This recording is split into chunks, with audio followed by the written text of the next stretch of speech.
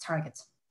But what is of interest today is about Europe. So let's have a look at Europe because the European Union has aimed to reach net zero emissions by 2050. Also in line with the European Green Deal and the 750 billion of euros recovery package that aims to achieve that target. So an important area where we could see dramatic reductions of CO2 emissions is of course the power sector.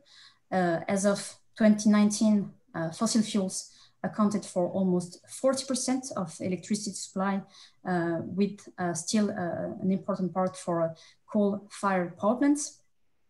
And we can see also on this figure that low emissions technologies provided already about 60% of electricity led by nuclear power, hydro and onshore wind. Solar PV today account for around 4%, and the fast growing industry of offshore wind just 1%. But this power mix is set for complete transformation if we aim to reach this net zero target by 2050. So coal-fired power plants are virtually phased out by 2030, as 16 of the 27 EU member states already have a clear timeline to do so. And this calls on renewables and other low carbon sources to step up clearly. So we see on the right-hand side figures that renewables are set to make up the lion's shares of electricity supply, over 80% by 2050, with offshore wind becoming the largest source of electricity. The next largest source, as you can see on that figure, are onshore wind and solar PV. But of course, this dramatic different power mix will push us into new territory along the way, calling for a greatly increasing power system flexibility, so a greater need for storage for demand-side response, and the need for digitalized networks to support more distributed sources and new demands, including electric vehicles. Electricity markets designs will also be tested, needing to remain effective when almost 3/4 of generation have zero or near zero operation costs. So it will be imperative that regulators refine and reform market structures as early as possible. So of course, the power system is the one that we talk mostly about when it comes to decarbonization, but the transformation needs to go beyond the power sector. So to achieve its net zero target, we will have also to decarbonize end-use sectors, which are industry, transport, and also the building sectors. And to achieve that, we need three important pillars: electrification of all these sectors, energy efficiency, of course, and growing use of low carbon gases such as biomethane and hydrogen. So first, electrification. Electrification can come here because we have also decarbonization of the power sector. Otherwise, it doesn't make sense if you don't decarbonize your electricity supply. So electrification with low emissions electricity can play a central role in terms of reducing CO2 emissions from end-use sectors in the European Union. So in our scenario, we see that the share of electricity in total final energy consumption could more than double from 21% in 2019 to 45% in 2050. But this is the share in terms of total final consumption. The share in terms of useful energy could be quite larger, because you know that efficiency of some technologies such as heat pumps they have an efficiency of 3 or 4 times higher compared to their fossil fuel counterparts. So if we take the example of heat pump versus a gas boiler. But when we talk about electrification of end use, of course, the first example that we have in mind is electric cars. We will need to have electric passenger car sales rising from around 2% only today in 2019 to more than 50%, so to more than half in 2030, and virtually all sales by 2050. So this is a dramatic change. But this shift towards electromobility will also be seen for trucks, with having around 40% of medium and heavy duty trucks being electric in the sustainable development scenario by 2050. But as I said, this transformation goes beyond clean electricity production and use. We need also to have energy efficiency. Energy efficiency contributes to around 1/4 of the cumulative CO2 emission savings relative to the stated energy policy scenario over the period to 2050. So we have assessed that by 2050, around 50% of the residential building stocks exist already today. So this means that there is a big need for insulation and retrofitting to reduce energy demand for heating within the building sector. There is already some legislation requiring all member states to establish a renovation strategy to eliminate emissions from their national building stock. But we need to ramp up, because we see that the current retrofit rate is about 1% in the European Union, and we need to see that increasing dramatically. So in the case of the sustainable development scenario, we have a retrofit rate of around 2.5% up to 2025, but after that it needs to rise to around 4% to make sure that we are in line with the net zero target by 2050. So this is also, again, a dramatic change that we need to apply to our energy sector. As I said, the third pillar is the use of low carbon gas, because in the case of the sustainable development scenario in the European Union, natural gas demand falls by nearly 80% between 2019 and 2050. And this creates, of course, some uncertainty over the long term of European gas infrastructure, which is quite likely to depend on the ability to accommodate to low carbon gases such as biomethane and hydrogen. These low carbon gases, in the case of the sustainable development scenario, account for more than half of total gas demand by 2050 for the EU. Low carbon gases are quite important to reduce CO2 emissions in hard to abate sectors, in hard to electrify sectors. So for example, trucks, freight, because you can electrify some trucks that have small distances to run on, but there are also other trucks that will require the use of these low carbon gases. We see also a big potential for on-site hydrogen production within the industrial sectors, which is in line also with the European hydrogen strategy that has been released this summer, and that is also fully integrated into the case of the sustainable development scenario. So that means that by 2050, there will still be some CO2 emissions remaining in some sector, even though we see a dramatic decline. But there are still some CO2 emissions that could be offset by the use of CO2 removal technologies and processes.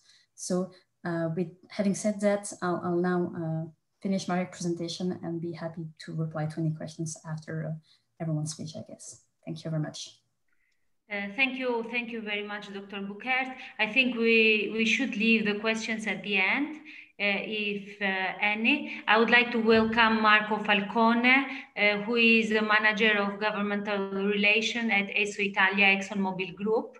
He graduated in electrical engineer, and he has held roles of increasing responsibility over his 30 years of career at ESO Italia, dealing in particular with regulatory issues, especially in these recent years, where the issues were between energy and environment were very much linked and related. His presentation will also take into account the pandemic situation. He will touch upon transport, economy, and the European context. Please, Mr. Falcone, the floor is yours. Thank you, Agime. Try to share the screen.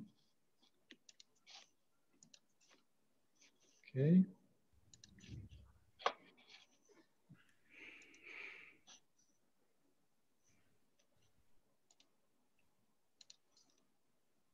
Okay, I think you can see it now. Yes. Yeah. Okay. Yes, just as an introduction to put things in perspective, as Gima has anticipated, I think that we have to just have a look to the unfortunately high impact that the health crisis, the COVID crisis, has already producing on the global economy. And to have a look also to what could be the possibility to recovery and in which timing we could recover from a GDP and from an energy point of view. In this first slide, you can have an idea of the trend of we are expecting regarding the GDP at global level.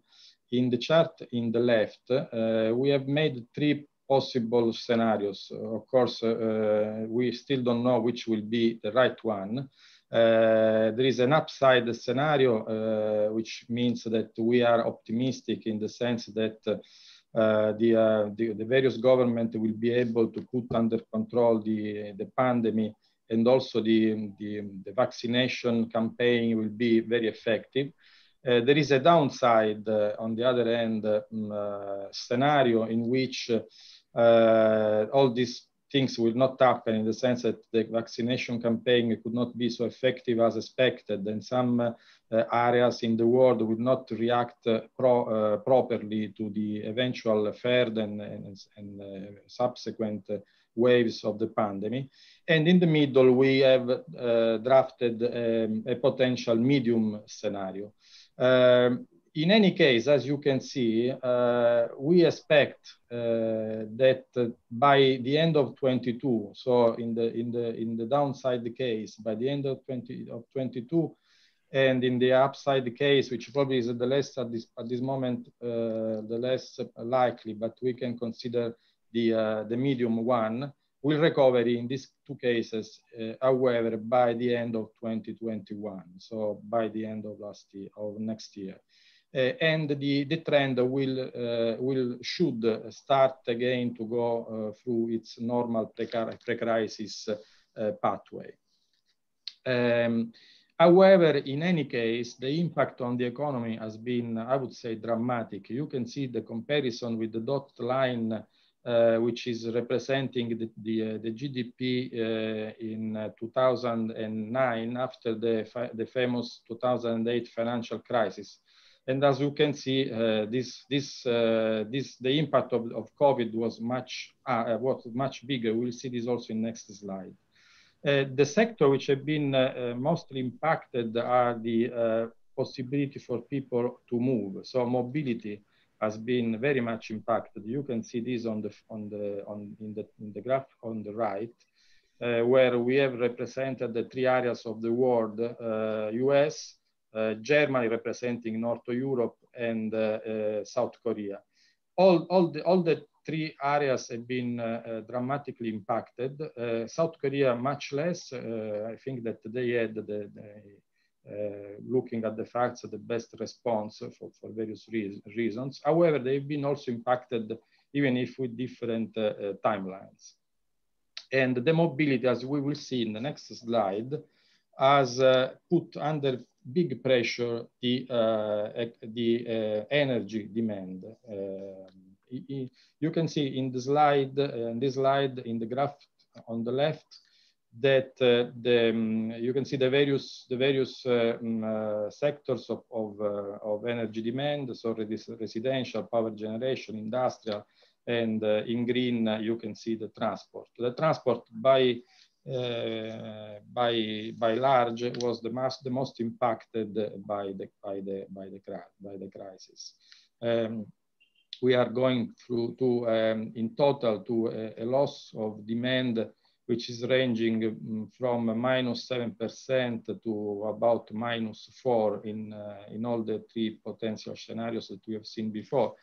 And as you can see, if we compare this drop in demand with what happened in 2008, the difference is enormous. So this crisis is impacting really a lot, and in particular the transport sector. So I would like to highlight the transport part, because this is the part that we, as ExxonMobil, work very well with, because as you know, we, with our refinery, produce fuels for the transport sector. So this is putting under pressure the companies which are working in these areas, and investment in the oil and gas sector have been impacted also in a very remarkable way. So if we have now a look to the European context and focusing on transport, because as we said before, it's probably the sector that we have to look more for various reasons. If you look at the emissions, transport is the sector that in Europe has increased the emissions in the last 25 years. It's the only economy sector increasing emissions. In this graph, you can see that from 1990 to 2016, there was an increase of 18% in emissions of CO2 in the transport sector, while all the other sectors have reduced the emissions. So, for instance, industry has reduced emissions by 38%, which is, in comparison with transport, a very good result. Transport is, in looking at the facts, the most difficult sector where we can decrease the impact of the energy use on the environment. So it's important to look at this sector with a lot of attention, also because from a social point of view and from an economical point of view is a key sector. A wrong policy in the transport sector could impact very heavily the economy of the area where this policy has been implemented. So it's important to have a very neutral approach to what we could do to reduce emission in this sector. What the energy sector can do, and in particular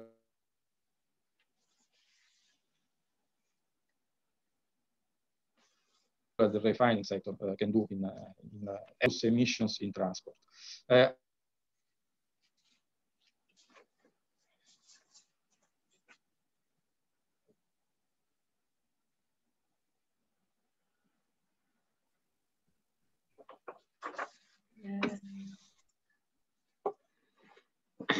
We can't hear you. Hello? Yes. Hello? Yes, now yes, okay. Please. Okay, I've lost you at a certain point. I don't know which slide you have. I've lost you, this one? Yeah, can you share the screen again, please? Okay, see.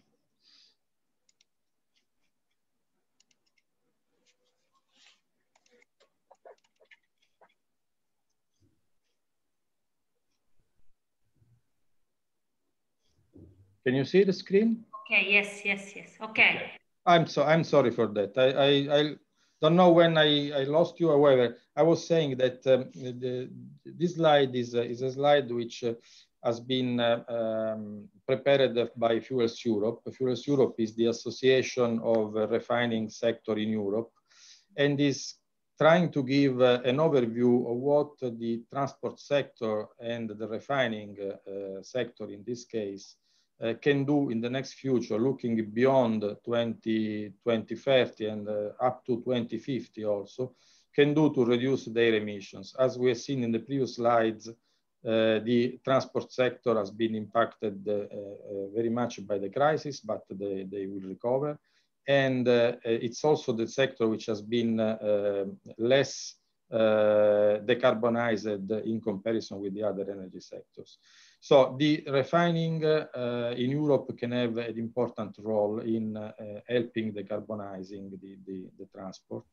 And between the various options that we know on the table, we have many, like electrification and hydrogen, etc. The refining can help with low carbon liquid fuels.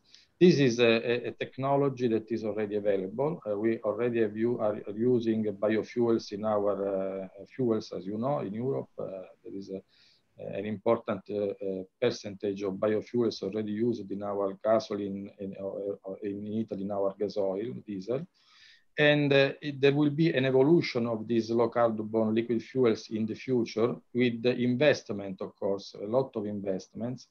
And there are various options. There are the biofuels first generation that are the one that we are already using, but there are others that are being developed from a technological point of view and are hydrogenated vegetable oils, lignocellulosic residues and waste, e-fuels. There is the possibility also to produce in our refineries clean hydrogen, which could be green or blue. And as you can see in this chart, we could produce between 2020 and 2030, so in the next 10 years, up to 30 million tons equivalent of oil equivalent of these new fuels, with an investment which could be in the range of 30 to 40 billion euros. Of course, we will start first with we could start first with the technology which are more mature, for then developing the others and going up to 2035 to reduce emissions in transport by almost 100 million tons of CO2 per year, which is an important reduction. And continuing on in this pathway, increasing the possibility to utilize the waste to fuel technology. So lignocellulosic residues and other residues to be transformed into fuels, and also e-fuels. As you can see in the graph, the percentage of this material will increase or could increase if developed towards 2050, becoming the most important share in this kind of production, with investment which are in the order of 650 billion euros by 2050. So a lot of investments are needed. Let's just say 2 words about what are e-fuels, for instance. E-fuels are simply synthetic fuels, so synthetic hydrocarbons, I would say. So it's just the possibility to combine again CO2 coming from sequestration both from the ambient air or from industrial processes, combining this CO2 with hydrogen, using, of course, green or blue hydrogen and renewable energy. So just in practical terms, reproducing liquid fuels synthetically using renewable energy. So they will be at the end by 2050, totally neutral from a carbon emission point of view, 100% carbon neutral, and so participating in the decarbonization of the sector together with the other technologies, so hydrogen and electrification, especially in the sector of the transport, which are most difficult to be decarbonized with electrification. I just make an example. Light duty, transport, road transport, or marine, or also aviation. So this is a vision to 2050. Of course, policy should try to help in this path, because for investing all this money, it's important to have a very clear regulatory path and very stable policies for allowing investors to put the money on the table for deploying all these new technologies. I think that I have completed my time. And this is my last slide. I don't know, maybe if there are questions, I'm of course happy to respond. Maybe, as I said before, we should leave the questions at the end. And now, thank you, Mr. Falcone. I would like to welcome Silvia Pariente David. She is a consultant on energy and climate change. and she's working still as a senior advisor for the Center for Mediterranean Integration and the World Bank in France. She had a very, very long experience with the World Bank in Washington and Morocco. She also served as a project manager for this big quasar project that was in Morocco with 500 megawatt. She has been involved in the development of policies for lending, technical assistance, and various studies on energy policy and climate change. The floor is yours, please, Silvia. Thank you. So I'll try to share the screen correctly.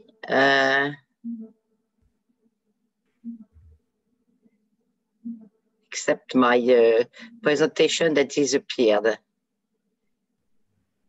It was in here earlier, but it's no longer here.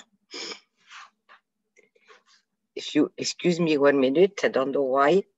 Silvia, I can do it for you. If you okay, prefer, go ahead. If you prefer. Yeah, because it's no longer. Oh, afficher toutes les fenêtres. Let me try here.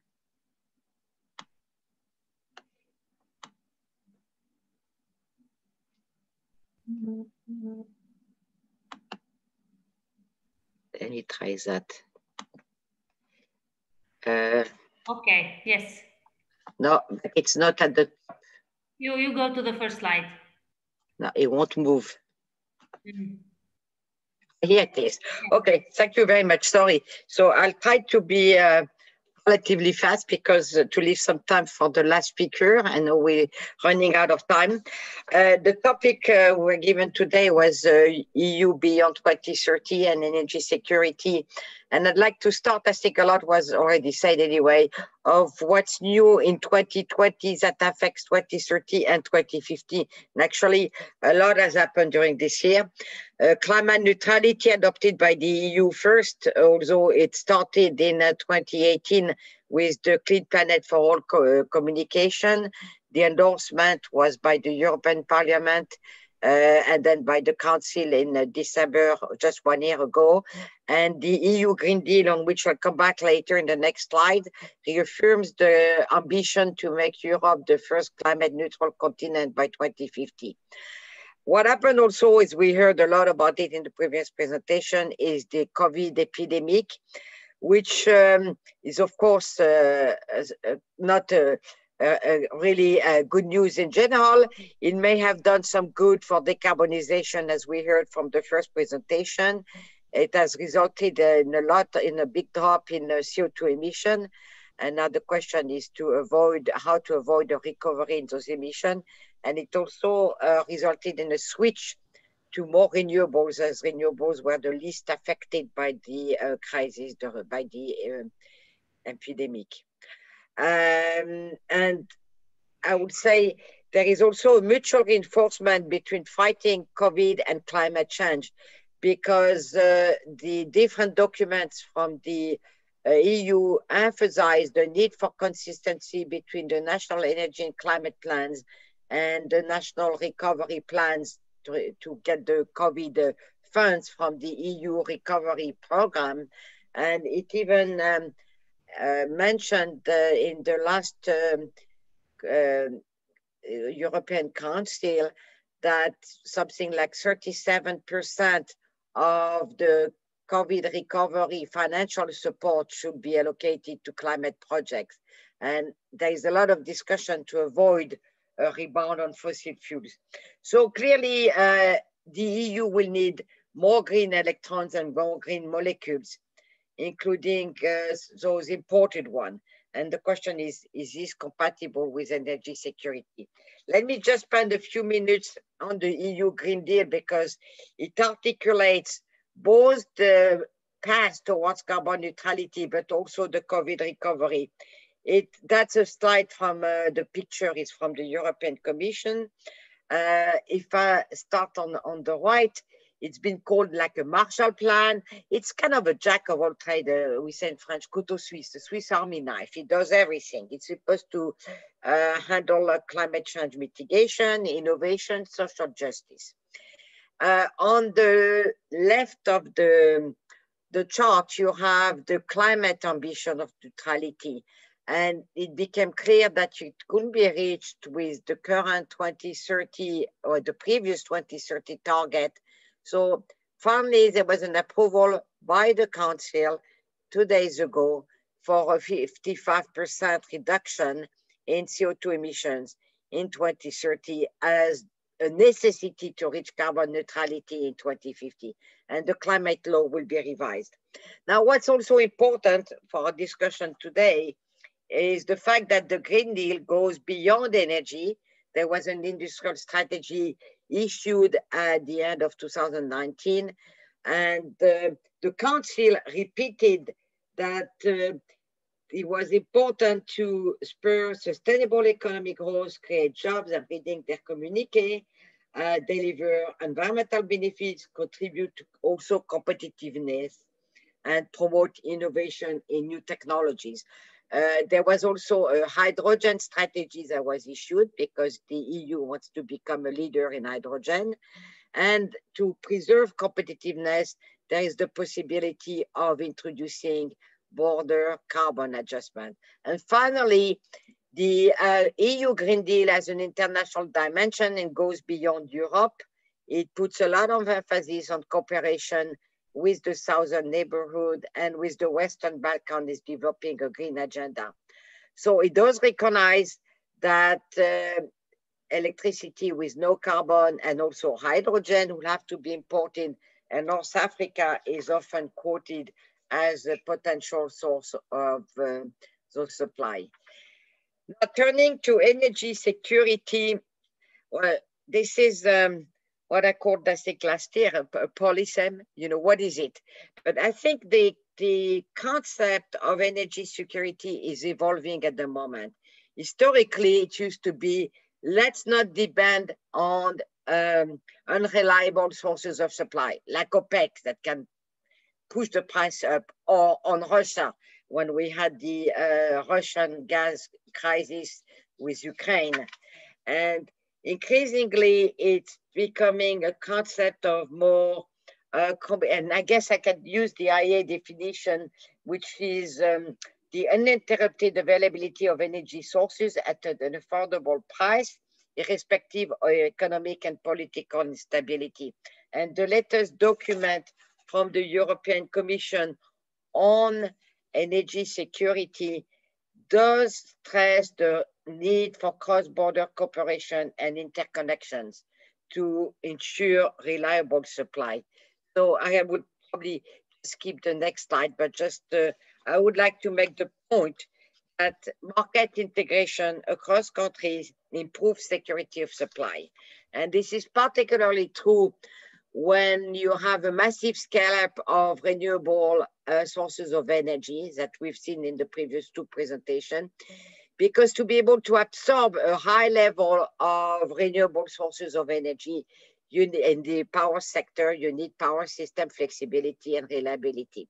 And this is increased when you broaden the geographical area over which you balance your electricity system. This is a well-known concept among us mathematicians, would call the law of large number. If you have a broader portfolio of sources of supply, the likelihood that you have a disruption is less when you diversify your supply. And also when you have a broader area over which you balance your system, you are less likely not to have sun or wind someplace.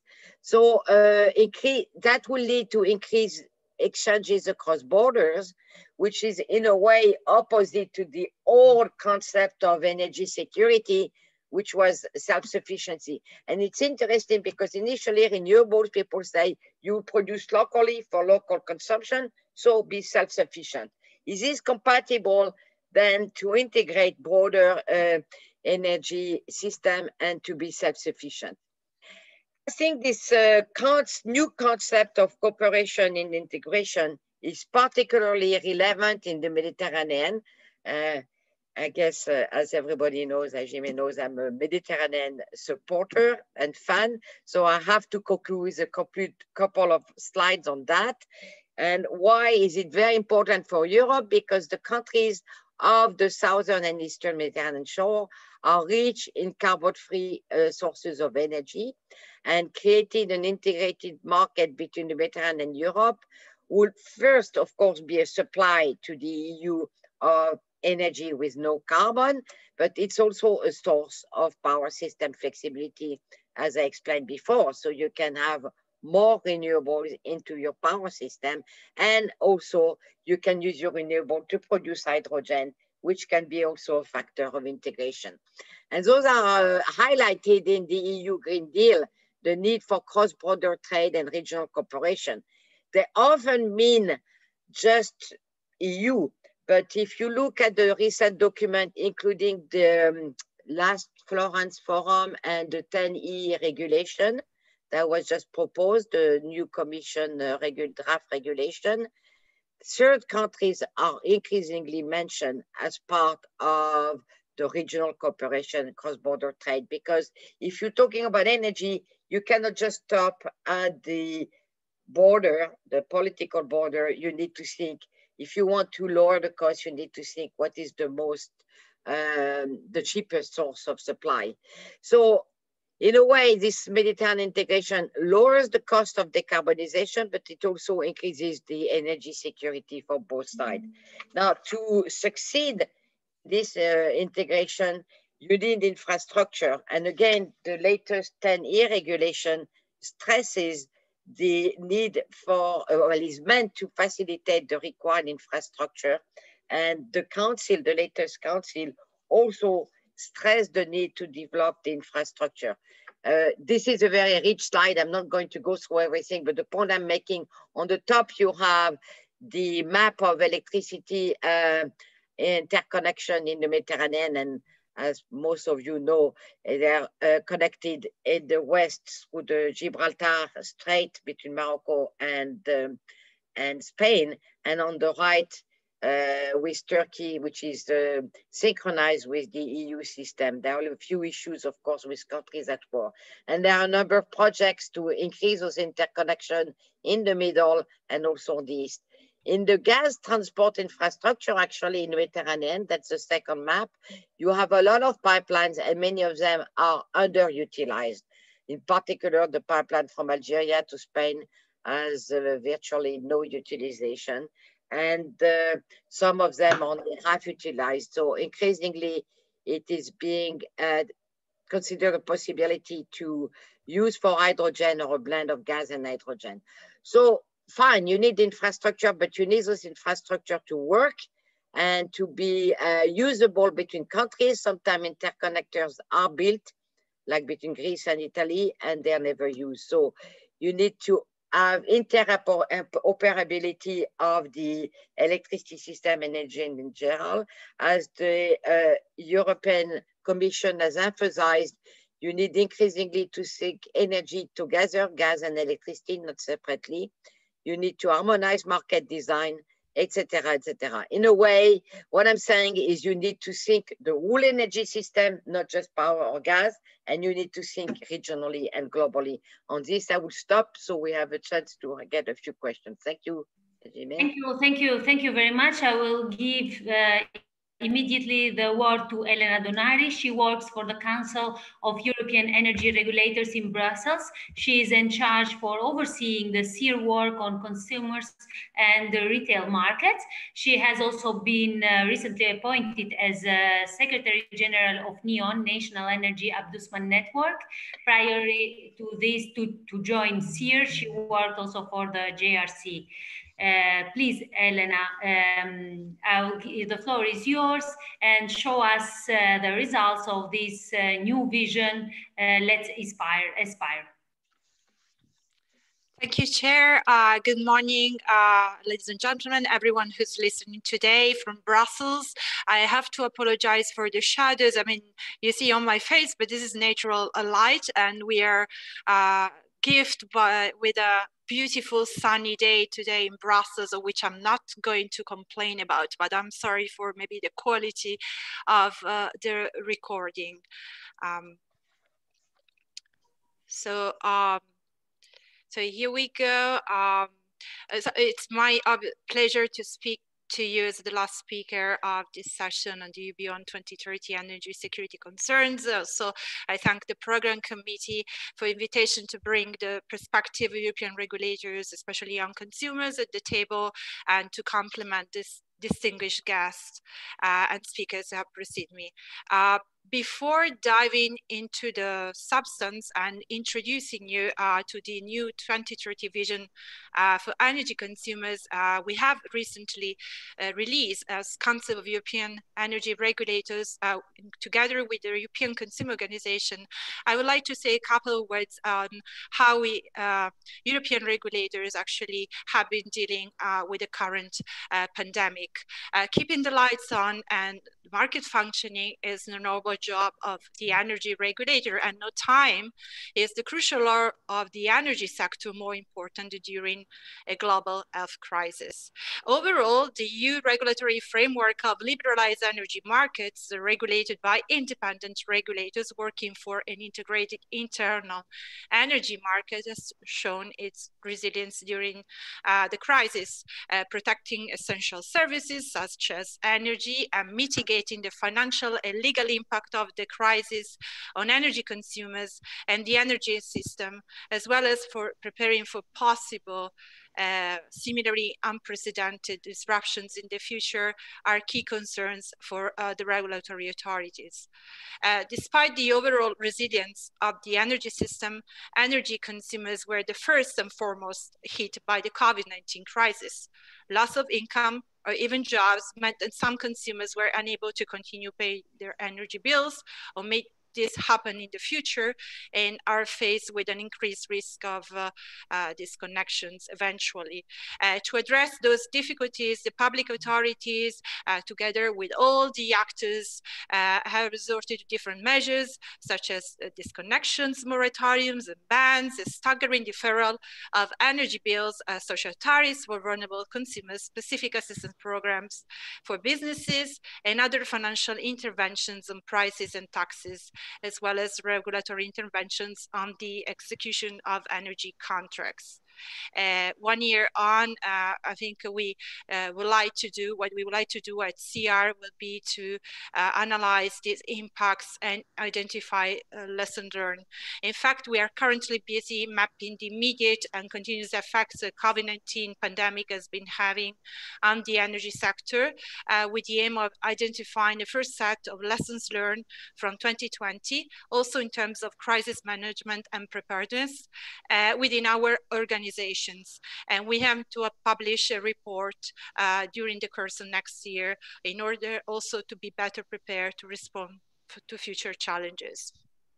So I think it's time to start, and today we are actually discussing where we are now and where we are going, but perhaps before introducing you to our new vision, I would like to take a moment to reflect on the original vision, the 2020 vision that we did in 2012 with the European Consumer Organization. At that time, it was quite a pioneering partnership to really promote consumer rights in a sector, in this case was energy, and you would recognize our core principles that we issue at the time: reliability, affordability, simplicity, protection, and empowerment. And we think that this has been kind of success because the clean energy package that we have seen happening later on provides for better consumers' rights, clearer consumer rights, and also better participations of consumer in the energy transition. But actually, we are here to talk about the future, and the future is sustainable, climate neutral, decarbonized, and involves a massive transformation, if you will, of our economies and society, and will significantly influence the way we use and interact with energy in our everyday life. We saw it such as to heat and cool our homes, cook our food, fuel our cars. And we strongly believe that co-consumers' rights must be safeguarded and adapted as we embark on these systemic changes, underpinned by a commitment to not leave anyone behind. As EU Vice President Timmermans often says, the transition must be just, or there just will be no transition. Perhaps with that in mind, we can jump straight to the formalities, and I can share with you a bit more of our vision, where we were thinking, where we are hoping to inspire everybody with the topics and issues that we have identified. So let's aspire what it's all about. So what we wanted to do is to promote a debate and a discussion and raise awareness on consumers' issues as we go through the green and digital transitions, as we prepare for this deep transformation of our economies and society, and we try to deliver climate neutrality and sustainability for all citizens. With that in mind, we thought it was time to refresh, to enhance our old vision, and we really wanted to maintain the core principles, which we think they were very much applied, and even more so in a period of change and disruption, if you will, and also to ensure that they are still fit for purpose, they are future-proof for this new war we are all embarking on. So what is the future we are trying to envisage? 2050 and various milestones along the way. So looking at 2030, we were imagining a world where, at least in policy terms, the provisions are in place, the frameworks are there to ensure consumer rights are protected, but they are promoted in a kind of a holistic way, past me the term, while at the same time we are trying to deliver on this transition. But as I said before, no one should be left behind on this journey. And we have to ensure through the promotion of our principles and through dialogue that this is all for, we will have this for, especially for discussion with the people who are in charge of the policy decisions. With that in mind here, this is all the set of our principles you have on the screen, and we have a lot of the old ones from 2012, but we have added here on the block inclusiveness, as I already explained how important it is to make sure that we embark on these changes, opportunities, new solutions coming out. We don't leave anyone behind, and we take careful account on how this is managed and which are the costs. If you let me, I will go very briefly through each principle to introduce them to you.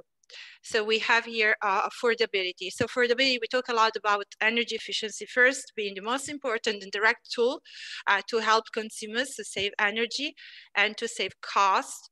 Of course, in this transition, we need to make sure that transformation and what we need to do to reach this new sustainable energy system, that the costs for are allocated fairly and equitably across all consumers. And before we take any further decisions, we, and when I say we, I mean policymakers and decision makers, carefully consider and assess where the impact lies and where the costs will be spread, because that's an important consideration when making some major changes, and who will pay for those changes. Simplicity. Of course, we need transparency of information, clarity, accuracy. We need to understand all the data that's out there, and consumers need to be able to navigate their way through that, especially in a world with innovative services, which can be complicated, which can have many layers, which can be bundled. We need to maintain a simple, understandable framework for information for consumers. Also means for them providing clear advice, helping them to navigate all the masses of data and opportunities, possibilities, solutions, all the different platforms that will be emerging or are already emerging. Protection, of course, this is very close to the heart of a regulator. We need to make sure consumer rights are protected, that they are implemented, that consumers have a place to go whenever they have a problem, and they have dispute resolutions and conflict resolutions at their fingertips. But also data protection, cybersecurity, with the technology coming and bringing all these different changes, and but there are also challenges and risks need to be considered besides the opportunities and innovation. We need to ensure that also misleading practices as new ways to manipulate consumers, including price manipulation, are carefully monitored, controlled, and also mitigated. As we know from our current experiences, we know very well we need to have in place crisis management mechanism and ways to protect consumer when something fairly major as a pandemic happens. And we have to potentially consider if consumer access to energy may be compromised in any way. Transition towards a sustainable carbon neutral society is also should be achieved, in our views, in an integrated way, meaning closer interlinkages between sectors, including energy, and how consumers interact with each of them, because consumers are integral participants in this process. Here, I think I will say just a few words, because I already mentioned that this is the new principle we have added to our block. We want to highlight the policies should be inclusive in a broad sense, and especially, attention to vulnerable consumers, but also maybe the new vulnerable consumers after the current crisis should be particularly protected. We also want to address issues related to the digital literacy. I think we need extra resources to be able to include all the consumers to make sure that they also take up on these new opportunities, especially those who are hard to reach. Reliability for us, it's not only keeping the lights on and avoiding blackouts, it's also about the relationship with the companies, the trust with the sector, the markets, and making sure consumers can trust what they're being told. And finally, I will end up with the last block, which is about the empowerment. I mentioned a lot of times that, consumers should be an active part, and they should own these transitions. Otherwise, I think we will not succeed. And they have different roles and possibilities to play. But we also, as regulators, we want to make sure that we don't compromise on consumer rights.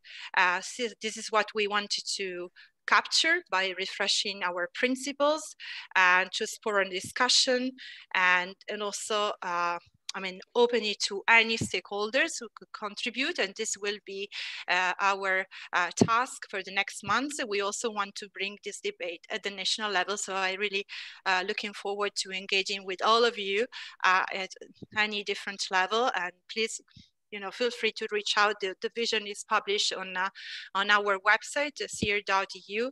I think with that, I just hand over the floor to the moderator. Thank you. Thank you, Ms. Donari. Okay, we finished our time for the plenary session, but if they are not cutting out from the broadcast, maybe I don't see written questions here, but I have a question for all of you.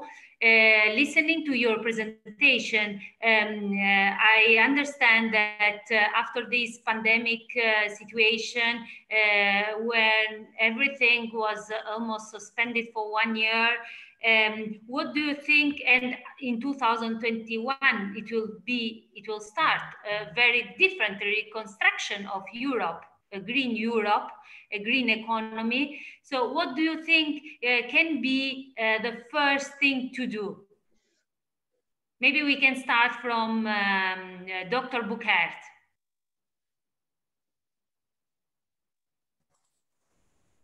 That's a tough question. The first thing to do is just to make sure that we start setting up recovery packages as soon as possible now in every single country, and that those packages do not focus only on economic growth and job losses, because I think that's something we have seen from the presentations today, that sustainable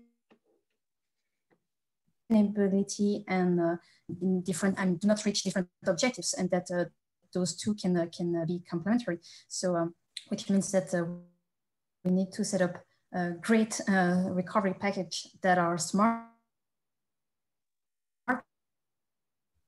and that make sure that we can, such as renewables, but also in energy efficiency. And we have seen that in many presentations. There's for me, that will be the first thing to do. Okay, unfortunately, I have to close now because I just received the message that they will close Zoom because the other session will start. Thank you very much for your presentations and your participation. In case of questions, it will be my my pleasure to forward you questions. Thank you. Thank you.